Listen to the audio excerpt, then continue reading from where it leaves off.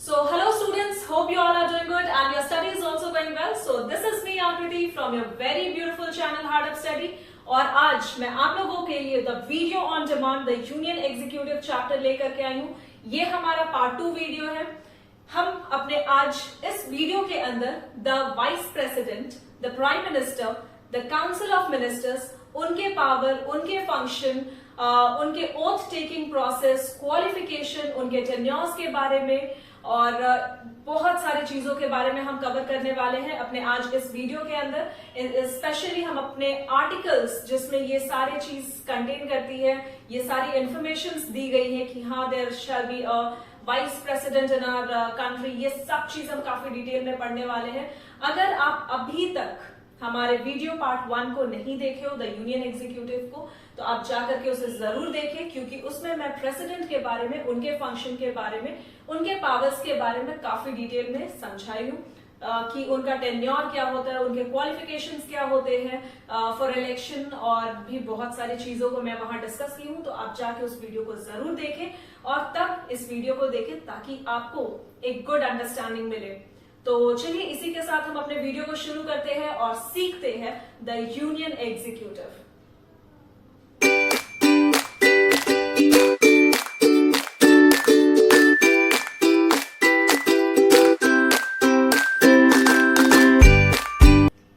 Union executive chapter से हमारा आज का सबसे पहला टॉपिक होगा वाइस प्रेसिडेंट। हम ऑलरेडी प्रेसिडेंट के बारे में कवर कर चुके हैं, लिंक डिस्क्रिप्शन में है, video part 1 of the union executive. हम अपने आज के वीडियो जिसमें यूनियन एग्जीक्यूटिव पार्ट 2 वीडियो में वाइस प्रेसिडेंट हमारा फर्स्ट टॉपिक बनने जा रहा है। तो हम अपने फर्स्ट टॉपिक वाइस प्रेसिडेंट के अंदर पहला चीज that is qualification to become vice president, then election of vice president, उनके टेन्योर के बारे में, उनके ओथ टेकिंग प्रोसेस के बारे में, कुछ important points regarding the vice president and power of vice president. हम सबसे पहले इन सारे टॉपिक्स को कवर करेंगे, उसके बाद हम प्रोसीड करेंगे toward the prime minister. So students, let's discuss what are the qualification needed to become a vice president. हमारा जो पहला पॉइंट है दैट ही और she should be a citizen of India. वो जो भी वाइस प्रेसिडेंट के लिए खड़े होंगे वो सिटीजन ऑफ इंडिया होने चाहिए, भारत के नागरिक होने चाहिए। Second point is should have completed 35 year of age. जो भी कैंडिडेट वाइस प्रेसिडेंट के लिए खड़े होंगे उनका जो मिनिमम एज है that should be 35 year of age. Should be qualified to become a member of Rajya Sabha. Rajya Sabha के मेंबर होने चाहिए। Should not hold any office of profit, और वो किसी भी ऑफिस ऑफ प्रॉफिट को होल्ड नहीं किए होने चाहिए। ये सारे क्वालिफिकेशन सेम है हमारे प्रेसिडेंट से। और हमारा जो फोर्थ पॉइंट है, should not be a member of either house of parliament of state legislature. That means वो किसी भी हाउस के मेंबर नहीं होने चाहिए। इस पॉइंट को मैं थोड़ा सा इलैबोरेट करके आपको समझाना चाहूंगी। पहले आप इस सारे चारों पॉइंट्स को अपने अगर चाहो तो नोटबुक में लिख सकते हो, और उसके बाद मैं आपको ये फोर्थ वाला point, should not be a member of either house of parliament of state legislature, मैं आपको ये काफी अच्छे से समझाने जा रही हूँ। सो पे very good attention over here, okay. तो जैसा कि आप सभी को पता है कि हमारे कंट्री के अंदर parliamentary form of government follow की जाती है।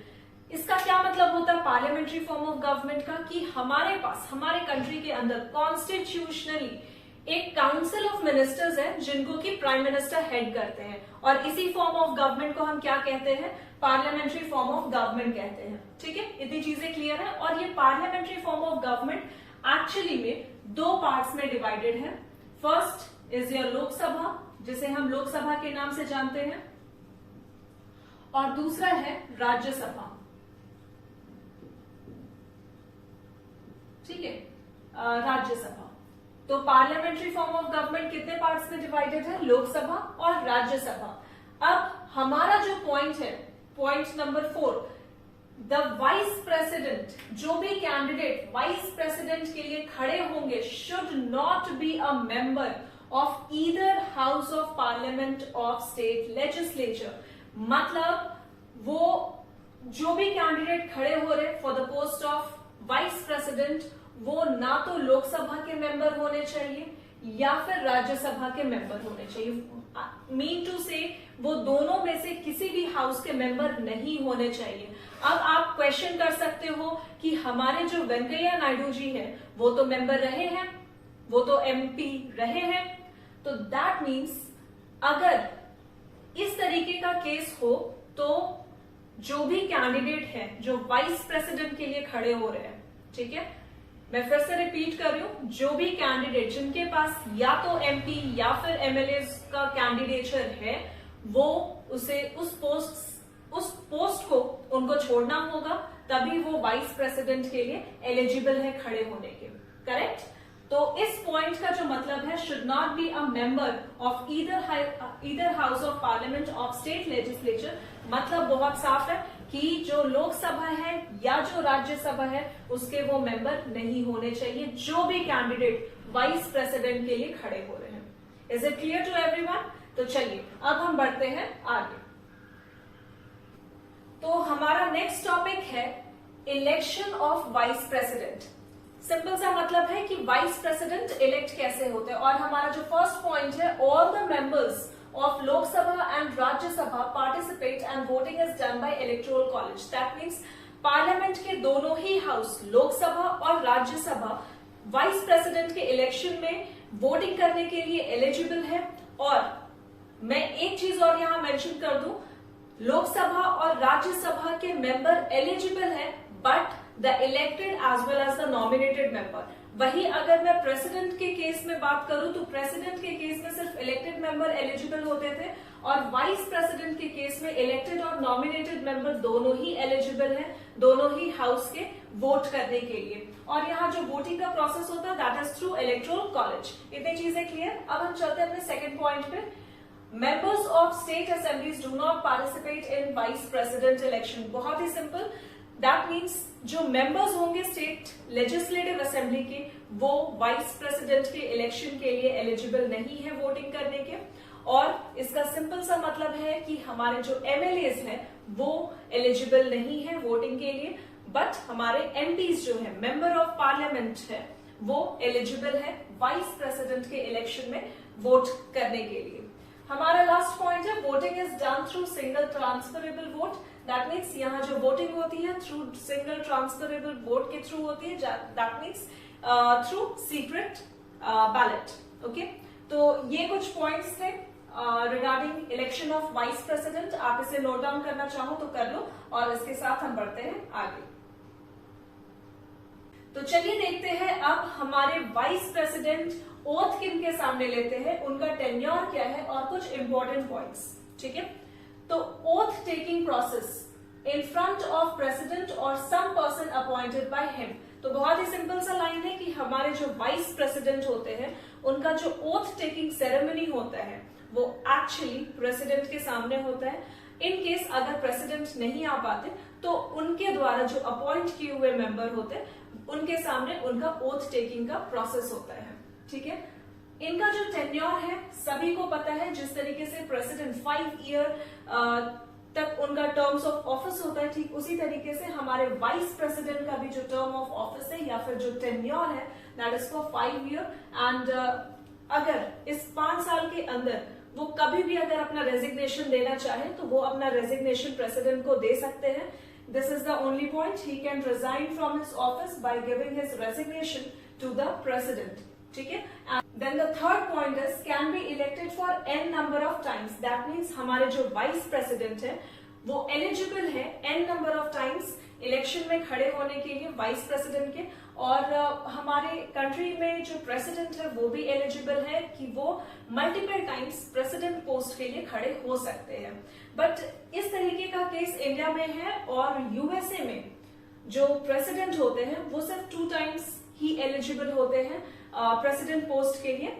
और इंडिया में ये n नंबर ऑफ टाइम्स है, अगर कैंडिडेट चाहे तो वो n नंबर ऑफ टाइम इसके लिए एलिजिबल है और वो खड़े हो सकते हैं for the post of vice president as well as for the post of president. Is this point clear to everyone? तो चलिए डिस्कस करते हैं कुछ important points regarding vice president.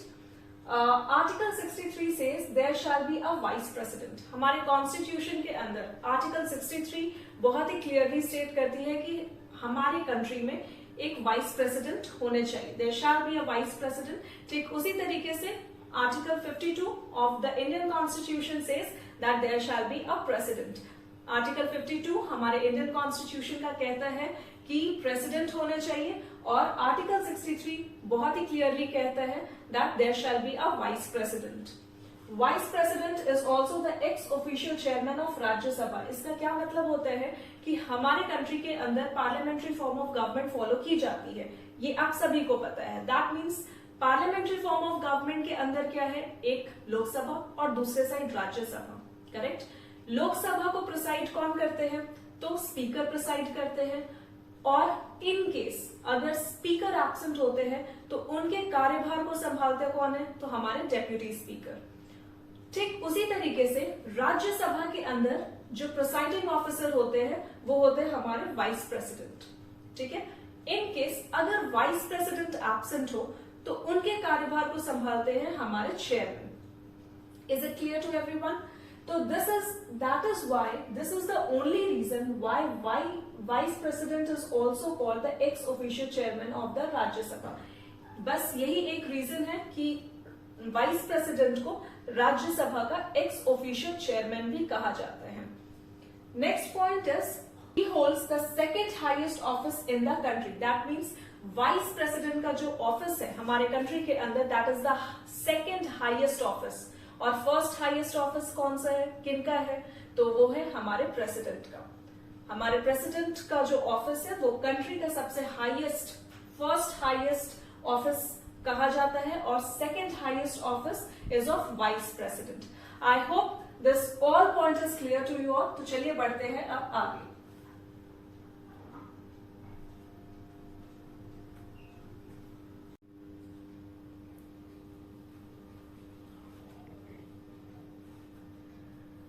तो चलिए अब हम डिस्कस करते हैं पावर ऑफ वाइस प्रेसिडेंट. और हमारा जो फर्स्ट पॉइंट है that is he preside the session of Rajya Sabha. बहुत ही सिंपल सा स्टेटमेंट है, और स्टेटमेंट कहती है कि हमारे जो राज्यसभा है उसको प्रिसाइड कौन करते हैं, तो हमारे वाइस प्रेसिडेंट.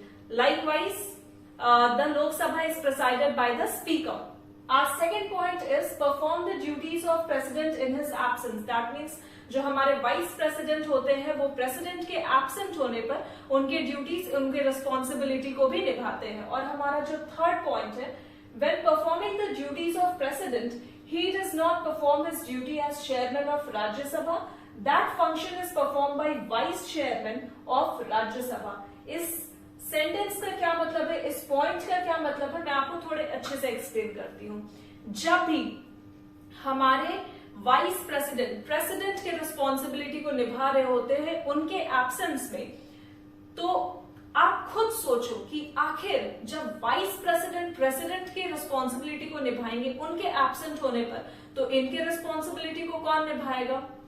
सोचो सोचो, इनके रिस्पॉन्सिबिलिटी को, इनके वर्क को भी तो कोई करने वाला होना चाहिए ना. तो इनके वर्क को करते हैं हमारे वाइस चेयरमैन, क्योंकि चेयरमैन ऑफ राज्यसभा हम वाइस प्रेसिडेंट को कहते हैं. ठीक है, मैं फिर से रिपीट कर रही हूं, चेयरमैन ऑफ राज्यसभा हम वाइस प्रेसिडेंट को कहते हैं. तो हमारे जो वाइस चेयरमैन है, जैसे हमारे स्पीकर होते हैं, डेप्यूटी स्पीकर होते हैं ना लोकसभा में, ठीक उसी तरीके से राज्यसभा के अंदर हमारे चेयरमैन होते हैं जिसे हम वाइस प्रेसिडेंट के नाम से भी जानते हैं.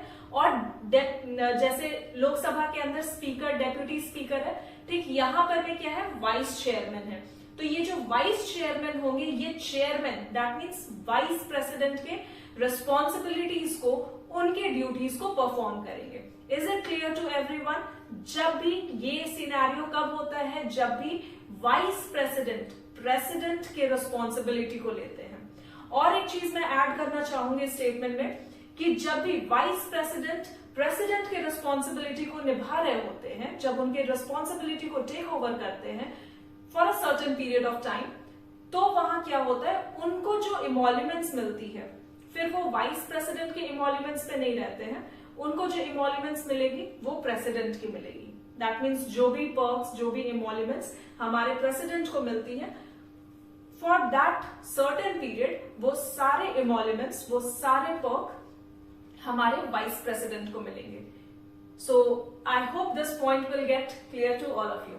और हमारा जो फोर्थ पॉइंट है that he is called as the ex officio chairman. It's obvious, मैं इस पॉइंट को अपने अभी थोड़ी देर पहले भी एक्सप्लेन की थी, इनको हम एक्स ऑफिशियो चेयरमैन क्यों कहते हैं। तो चलिए इसी के साथ बढ़ते हैं अब हम आगे अपने न्यू टॉपिक पर, दैट इज प्राइम मिनिस्टर।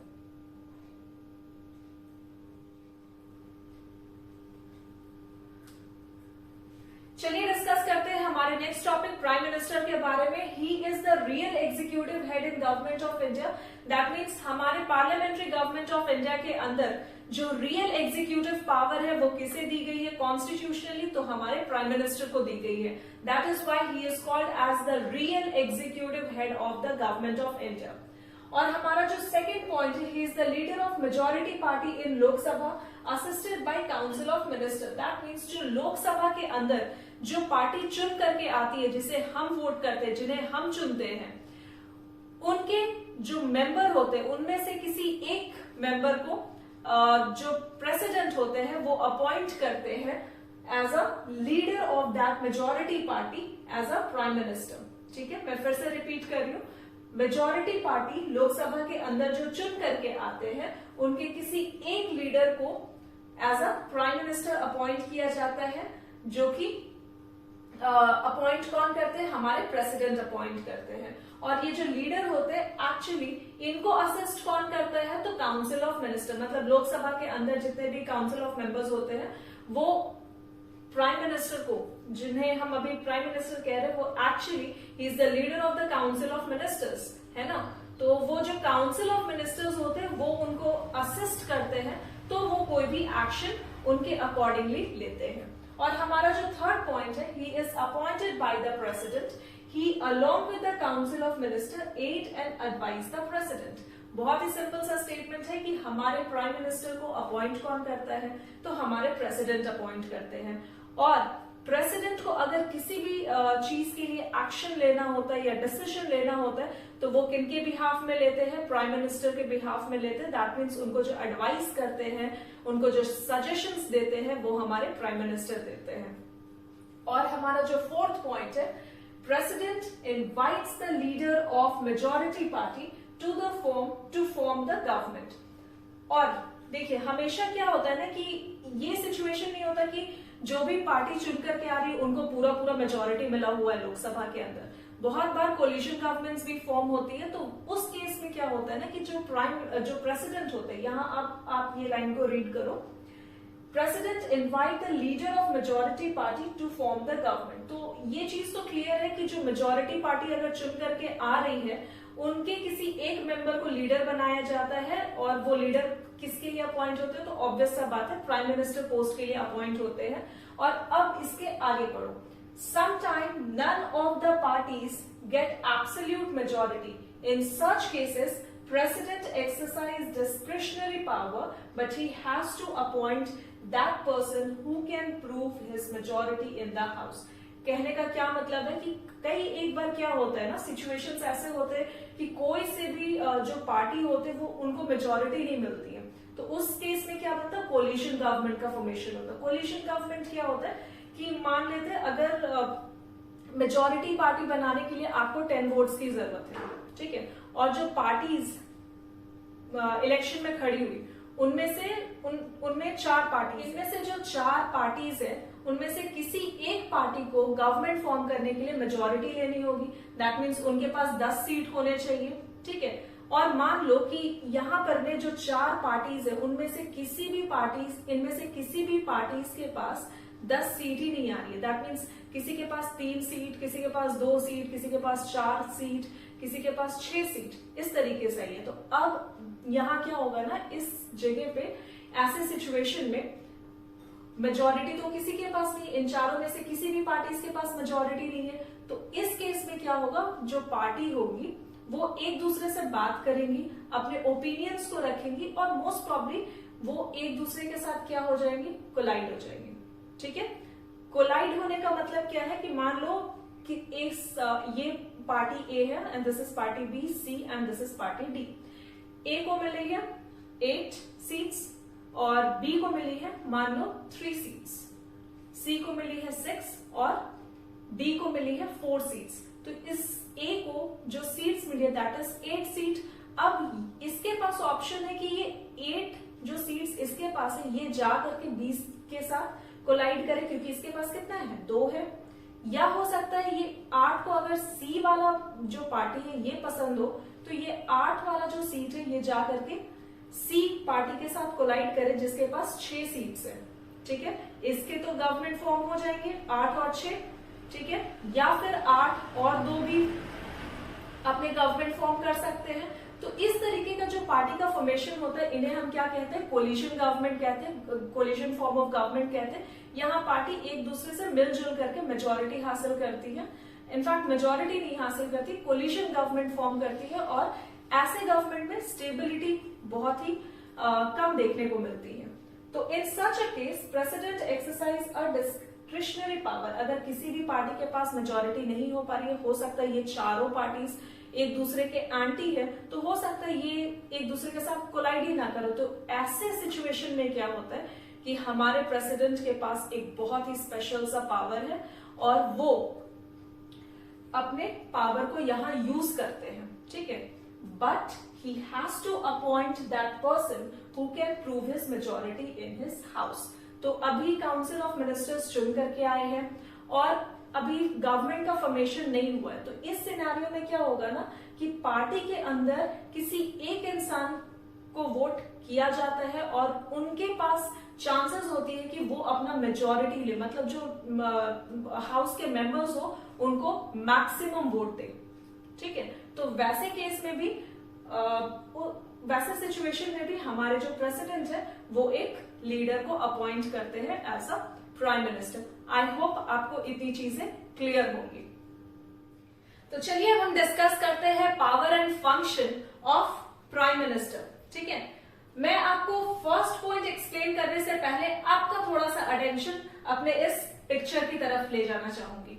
और हमारा ये जो डायग्राम है एक्चुअली क्या डिपिक्ट कर रहा है कि बीच में है प्राइम मिनिस्टर और ये जो प्राइम मिनिस्टर है ये एक्चुअली लिंक है किसके साथ, पार्लियामेंट के साथ, काउंसिल्स के साथ, council of minister I mean to say, council of ministers, president and people. ठीक है, अब मैं आपको थोड़ा एक्सप्लेन करती हूँ कि एक्चुअली में ये prime minister parliament, council of minister, president और पीपल से कैसे कनेक्टेड है। ठीक है, तो हम एक अच्छा सा स्टोरी सुनते हैं कि हमारी कंट्री के अंदर parliamentary form of government follow की जाती है, ये आप सभी को पता है। अब इस पार्लियामेंट्री फॉर्म ऑफ गवर्नमेंट में क्या है, हमारे पास एक पार्लियामेंट है और उस पार्लियामेंट के अंदर काउंसिल ऑफ मिनिस्टर्स है, सभी को पता है।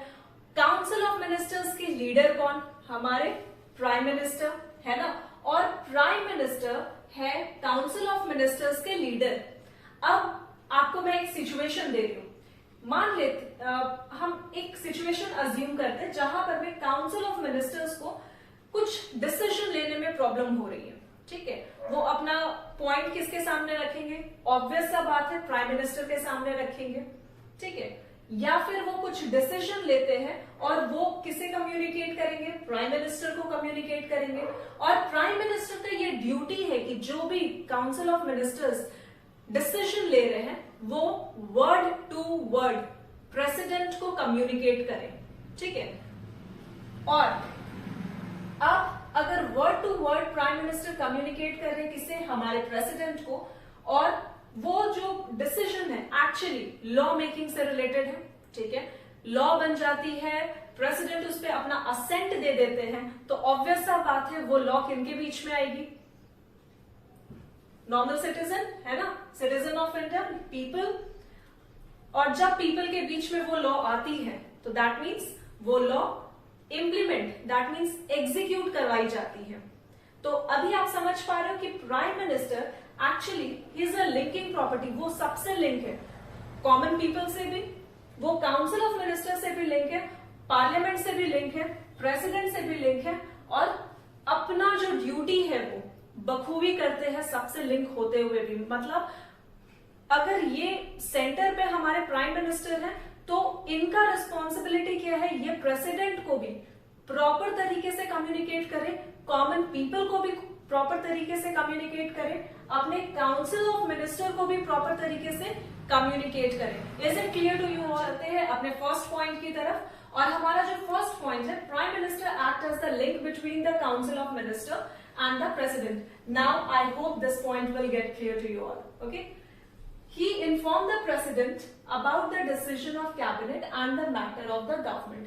That means जो हमारे प्राइम मिनिस्टर हैं वो प्रेसिडेंट तक कैबिनेट मिनिस्टर के डिसीजन को, उनके मैटर्स को पहुंचाते हैं, बिल्कुल word to word.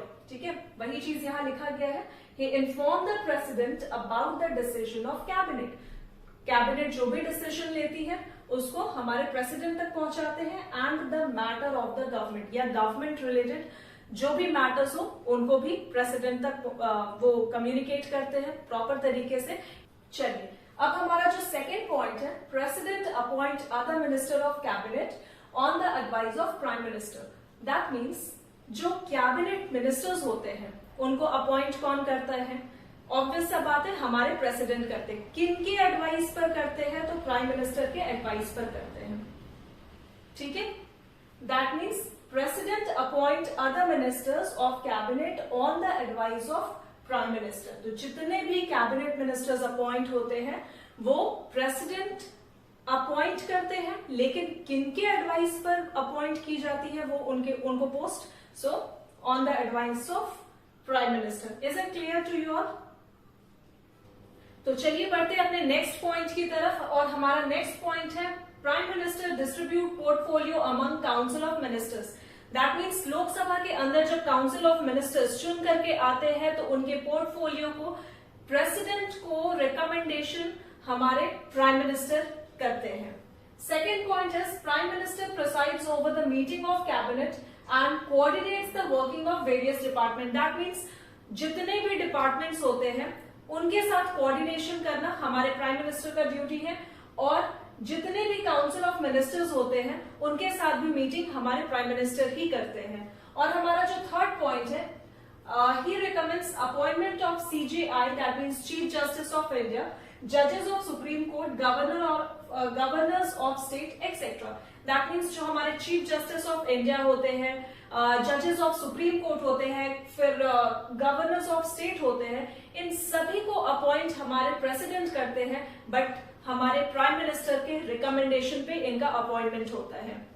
Next point is, it is on the advice of prime minister that the president summon and prorogue the parliament and dissolve the Lok Sabha. That means हमारा जो parliament है, ठीक है, पार्लियामेंट को प्रेसिडेंट क्या करते हैं? समन कर सकते हैं, या प्रोरोग कर सकते हैं, या फिर डिसॉल्व कर सकते हैं। और ये तीनों टर्म का मतलब क्या है? समन का मतलब होता है कॉलिंग द सेशन। ठीक है, मैं फिर से रिपीट कर रही हूं, समन का मतलब होता है, यहां आप देखो मैं एक पॉइंट हाईलाइट की हूं, एक वर्ड को, summon, that means calling of the session, and prorogue that means end of the session. तो हमारे प्रेसिडेंट के पास पावर है कि वो चाहे तो सेशन को बुला सकते हैं, या फिर उस सेशन को एंड कर सकते हैं, या लोकसभा को डिसॉल्व कर सकते हैं। ये कुछ कंडीशंस होते हैं, हम इस पे बाद में डिस्कस करेंगे, बट हमारे टेक्स्ट बुक में सिर्फ इतना ही दिया गया, तो हम इसी पर स्टिक रहेंगे कि जो हमारे प्रेसिडेंट है वो सेशन को प्रोरोग कर सकते हैं, समन कर सकते हैं, या फिर डिसॉल्व कर सकते हैं हमारे प्राइम मिनिस्टर के कहने पर। That means on the recommendation of prime minister our president can summon, prorogue और dissolve the Lok Sabha. Is it clear to you all? तो चलिए अब हम डिस्कस करते हैं काउंसिल ऑफ मिनिस्टर्स के बारे में। हमारे कंट्री के अंदर है कॉन्स्टिट्यूशन, और कॉन्स्टिट्यूशन में आर्टिकल 74(1) में बहुत ही क्लियरली मेंशन है कि काउंसिल ऑफ मिनिस्टर्स होंगे और उनके हेड होंगे प्राइम मिनिस्टर। प्राइम मिनिस्टर हमारे कंट्री के अंदर होंगे ताकि वो प्रेसिडेंट को हेल्प कर सके, या फिर सजेशंस दे सके, एडवाइस दे सके, ताकि वो कोई भी अपना डिसीजन प्रॉपर तरीके से ले सके। ये चीज हमारे कॉन्स्टिट्यूशन के अंदर आर्टिकल 74(1) में मेंशन है। आप इस स्टेटमेंट को पढ़ें। Article 74(1) states that there shall be a council of minister with prime minister at the head to aid and advise the president। Clear है? तो हमारे काउंसिल ऑफ मिनिस्टर्स के हेड कौन? Prime minister. और ये प्राइम मिनिस्टर करते क्या है? तो हमारे प्रेसिडेंट को एडवाइस देते हैं या उनके कार्य में उनका हेल्प करते हैं। ये सारी चीजें कहाँ मेंशन है? तो आर्टिकल 74(1) ऑफ द कॉन्स्टिट्यूशन में मेंशन है। और हमारे प्राइम मिनिस्टर को अपॉइंट कौन करता है? हमारे प्रेसिडेंट अपॉइंट करते हैं, और ये चीज हमारे आर्टिकल 75 में मेंशन है। ठीक है, article 75 of the Indian constitution mention prime minister is appointed by the president. I hope इतनी चीजें क्लियर होंगी। So article 74(1) of the Indian constitution states that there shall be a council of minister. Council of minister is headed by prime minister who aid and advise the president of the country. Is it clear? तो चलिए अब हम समझते हैं ये council of ministers में actually कौन होते हैं। हमें कैसे पता चलेगा कि they are council of minister और कैबिनेट ऑफ द मिनिस्टर्स? तो काउंसिल ऑफ मिनिस्टर्स में होते ministers who are member of cabinet. जो कैबिनेट के मिनिस्टर्स है वो भी काउंसिल ऑफ मिनिस्टर्स के पार्ट है। Ministers of state, minister of state and deputy minister is also known as council of ministers. ठीक है, ये जो काउंसिल ऑफ मिनिस्टर्स होते हैं जिनको की हेड करते हैं हमारे prime minister, they are collectively responsible to this Lok Sabha. और आप सभी को पता है कि हमारे प्राइम मिनिस्टर किस तरीके से कोऑर्डिनेट करते हैं हमारे काउंसिल ऑफ मिनिस्टर्स के साथ, हमारे प्रेसिडेंट के साथ, कॉमन सिटीजन के साथ और भी अदर डिपार्टमेंट्स के साथ उनका कोऑर्डिनेशन किस तरीके से होता है। And that is why our prime minister is also called the head of executive, whereas our president is called the nominal head. Nominal head उनको हम क्यों कहते हैं प्रेसिडेंट को? क्योंकि जो मेजर डिसीजंस लेने रहते हैं वो हमारे प्रेसिडेंट लेते हैं, बट किनके एडवाइस पर? हमारे प्राइम मिनिस्टर के एडवाइस पर। इसलिए उन जो भी डिसीजन हमारे प्रेसिडेंट लेते हैं वो एक्चुअली उनके डिसीजंस नहीं होते हैं, वो इनडायरेक्टली प्राइम मिनिस्टर के डिसीजन होते हैं। That is why the president is called the nominal head, whereas the prime minister is called the real executive head of the country, क्योंकि वो कंट्री के जितने भी मेजर डिसीजंस होते हैं वो तो लेते ही है, और उसके साथ साथ वो हमारे कंट्री को दूसरे कंट्रीज में भी रिप्रेजेंट करते हैं। और we can say our prime minister is actually the representative of our country. हमारे प्राइम मिनिस्टर का टेन्योर क्या है? तो आप सभी को पता है कि हमारे प्राइम मिनिस्टर का टेन्योर है 5 साल। इनको ओथ कौन दिलवाता है? हमारे प्रेसिडेंट दिलवाते हैं। अगर प्राइम मिनिस्टर का टेन्योर है 5 ईयर, सो इट्स ऑब्वियस कि हमारे काउंसिल ऑफ मिनिस्टर्स भी कितने साल पावर को अपना एंजॉय करेंगे? For 5 year. लेकिन एक कंडीशन तो ऐसा भी होता है ना कि अगर मान लेते हैं कि प्राइम मिनिस्टर 5 साल से पहले अपना रेजिग्नेशन दे देते हैं, तो इट्स ऑब्वियस कि उनके जितने भी काउंसिल ऑफ मिनिस्टर्स हैं उनको भी अपना रेजिग्नेशन देना होगा। ठीक है, अगर 5 साल से पहले प्राइम मिनिस्टर अपने पोस्ट से रिजाइन करते हैं तो उनके काउंसिल ऑफ मिनिस्टर्स भी उनके साथ उस पोस्ट को, मतलब अपने उनके जो काउंसिल ऑफ मिनिस्टर्स होंगे वो भी अपना रेजिग्नेशन देंगे। आई होप आपको इतनी चीजें क्लियर होंगी। सो स्टूडेंट्स, उम्मीद करती हूँ आपको ये चैप्टर बहुत अच्छे से समझ में आई होगी। अगर आपको किसी भी पार्ट में कहीं भी कुछ भी डाउट हो या कोई भी कंफ्यूजन हो, आप मुझसे कमेंट सेक्शन में वो पूछ सकते हो। और आप कमेंट करना बिल्कुल ना भूलें कि आपको ये वीडियो कैसी लग रही है, और अगर थोड़ी बहुत कहीं कमी है तो वो भी लिखना बिल्कुल ना भूलें, क्योंकि आपके हर एक फीडबैक मेरे लिए बहुत इंपॉर्टेंट है। मैं अपने वीडियो को और कैसे इंप्रूव कर सकती हूँ वो आप जरूर लिखें कमेंट सेक्शन में। और अगर आपको मेरी इनिशिएटिव पसंद आ रही है then do like, share and subscribe my channel. And thank you so much for watching guys.